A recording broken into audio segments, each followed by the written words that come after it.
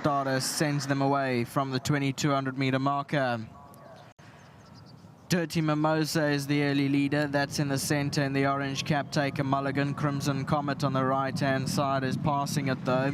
Further back is Kamaria. Sister Midnight in the blue cap is on the fence. And further back is Lord Capulet. And LENNOXTOWN has trailed off at the back end, about 4 or 5 lengths behind the second last horse. Was a bit slow out of the gates though, was LENNOXTOWN, and races at the back. 1600 meters left to run, and Crimson Comet takes them along, leads the way from Kamaria, one off the fence second. The favourite Take a Mulligan is on the fence third, the red colours, followed by on the outside Lord Capulet. Further back is Dirty Mimosa after an alert start.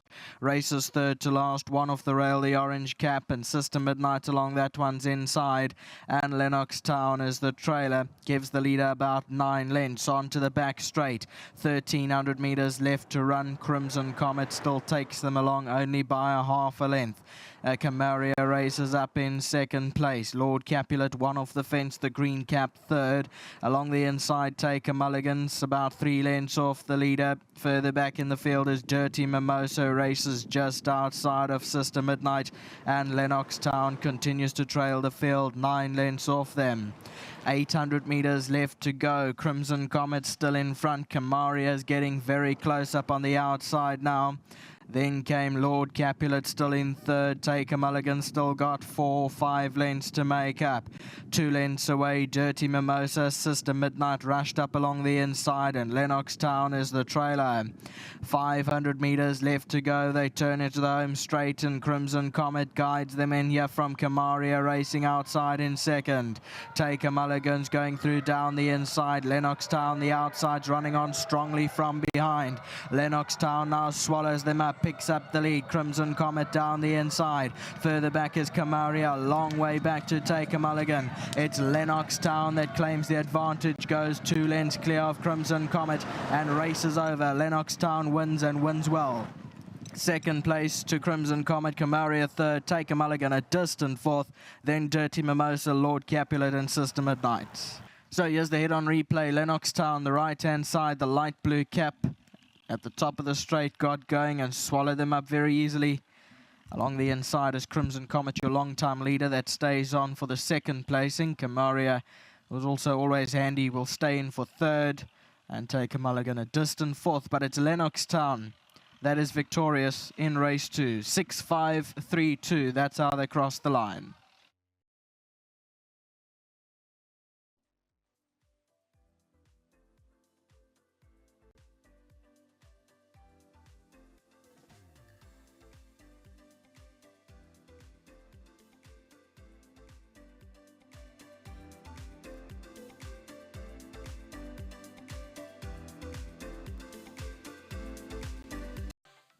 Welcome back, and yeah, the apparently family, well, brother of Heathcliff comes out to win this afternoon. LENNOXTOWN, so from the Alan Greff stable, Richard Free team up.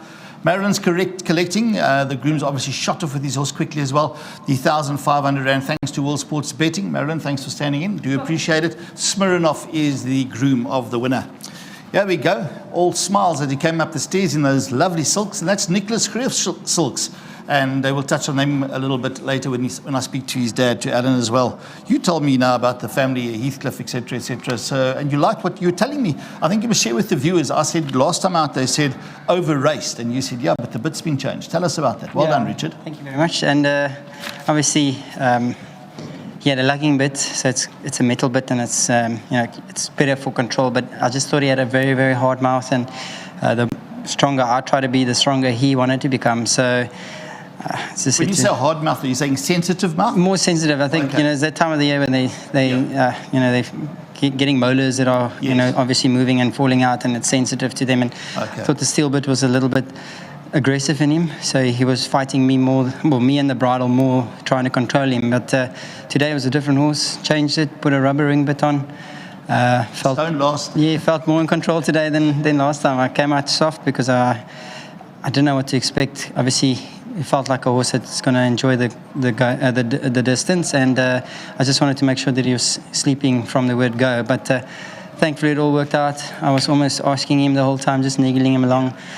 Reminded me of his brother Heathcliff quite a bit, and just before the straight, I clicked at him, and he responded far too quick, and I decided, he's taken momentum. Let's make a go of it. But very immature horse.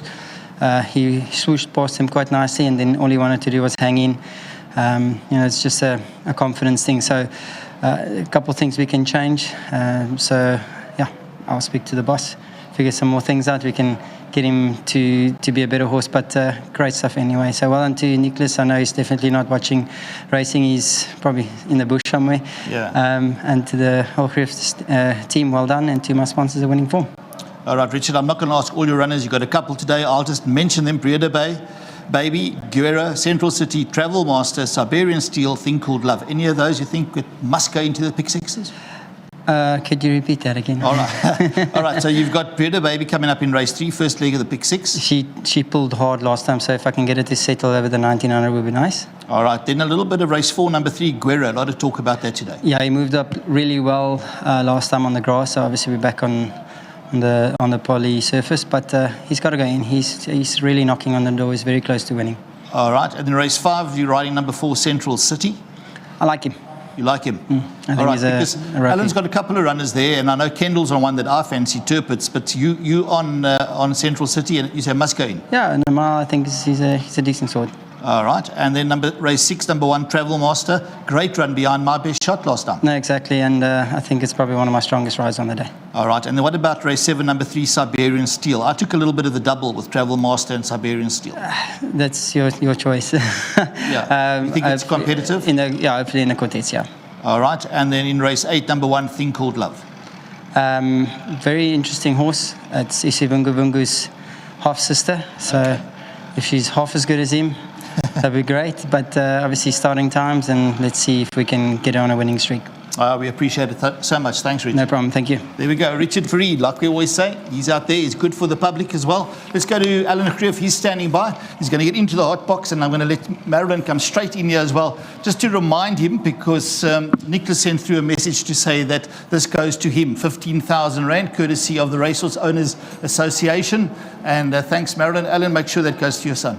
Oh, thank you, and thanks to the Racehorse Owners Association. And I know that Nicholas would appreciate it. Unfortunately, he's working, and most probably you'll find out in about 3 days' time that his horse actually won when he turns his phone on. But well done to everybody. All right, Alan, let's just touch on your son, Nicholas, because he's a game ranger and he's situated close to the Kruger Park. Yeah, he works up in the Sabi Sands, and it's very much like a trainer's life. It looks glamorous and. Yes. Hard work. So, but he's still interested in the horses and loves it. Well, it's lovely to see that. Please tell him that we say hi. I know you're going to see him shortly as well, but he's going to appreciate that. You'll be happy with that win. Yeah, I wasn't surprised that he won, but I thought, if he ran a place, I'd be just as happy.